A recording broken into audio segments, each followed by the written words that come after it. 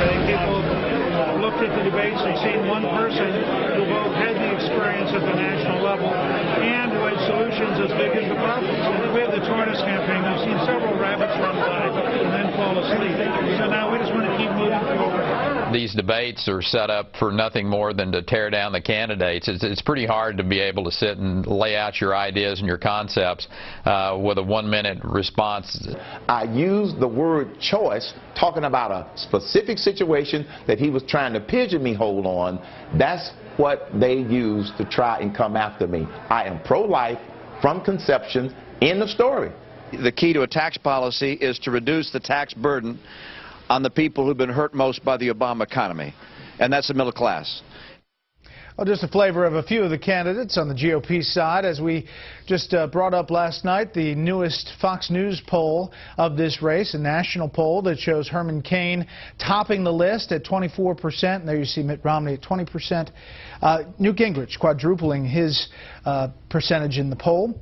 Other state polls, we're back with the panel, have Mitt Romney doing well in early states. We should note that are just out this week. What about the Perry campaign coming out and saying, not saying definitively that they're not going to play in debates, but noting that 16 debates over 12 weeks coming up are a lot of debates.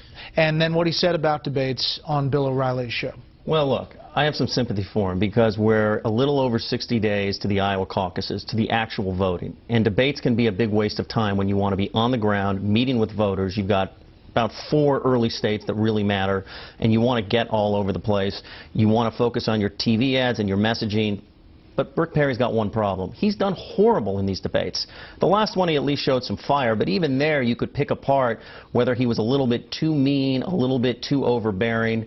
And for a candidate to do lousy in a particular venue and then say, yeah, I don't want to be here, given what it did to his poll standing, I just think is the wrong approach. If I were him, to be clear, the campaign hasn't pulled out of any debates yet. No. They haven't said they're not going to do it. They're noting that there were a lot. Look, they raised the issue. It's not like we suggested maybe he won't show up so we could criticize him. And so I think that if he had done really well in these debates and said, by the way, I'm doing great, I don't know if I need to show up to all of these things, we'd go, ho-hum, he's fine, let's move on. But that's not the case. Nina. I'll do full disclosure, my husband's Romney advisor. But I think the real story in all of this is that the debates are defining who's topping the polls. Herman Cain, who's ever done well in the debates, is top of the polls. And Herman Cain is a likable guy, conservative guy. He's got a simple plan that, you know, the Washington elites can dismiss, the economists can dismiss, but it connects with voters. And I think that's really helped his rise in the polls. I think on the Perry thing, when I hear him say maybe I won't come to a debate, I think of Meg Whitman's run in California for governor, where she had trouble, she stumbled on some complex issues early on, and as a result pulled back from press access, from media access. The storyline became the imperious Meg Whitman, and I think that's what's going to happen. That's what he's playing with. That's the kind of fire that he's playing with. From his new tax plan, his economic agenda. Once again, we're not talking about it. By the way, Governor Perry will be on Fox News Sunday this weekend with Chris Wallace. Juan, Herman Cain, it seems like he is getting some forgiveness from the GOP electorate for some stumbles along the way, some things he said, but he automatically comes out and says, listen, that's either taken the wrong way, number one, or I said it wrong. I misspoke. And it seems like his likability factor, at least right now, is giving him a few mulligans. He's Teflon. He's absolute Teflon. He is a charmer.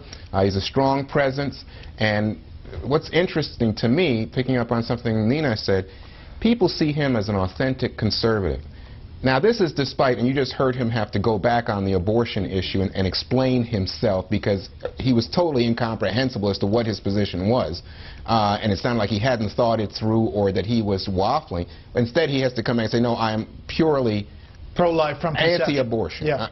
So, but this is, and we think about the 999 plan, now the 909 plan, and his admission, you know, there's some flaws there. And you think about conservatives who have absolutely eviscerated this plan in terms of its economic good sense and say it's not good sense and it could raise our taxes. None of it's having any impact. So I would say that there are two things going on here. One is the precipitous drop of Mr. Perry, who looks like he's saying I'm taking my ball and going home, and the fact that Herman Cain seems to have inherited the anti-Romney vote. We see Gingrich rising up a little bit, but not substantial. He's only, I think, he's at 12% in our poll, yeah. but in other polls he's third. And you know, Gingrich has seen a surge after these debates, where arguably he has performed well. Yeah, look, I think what's interesting about the primary, and the reason so many Republicans have been a little bit less enthusiastic than you might have thought about the field and what Herman Cain brings to it so far, is this idea of being inspired and offering a moral underpinning for why you want to move the country in a particular direction. We've seen most of the candidates offer an agenda.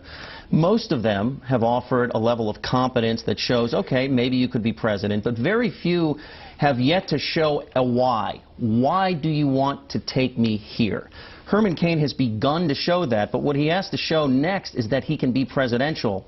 And he reminds me of the inventor of a great product. The company takes off, and now he's either going to be the CEO or they're going to have to bring in a conventional guy to run the company. Has he proven he can do that himself? Let me ask one more thing, Nina.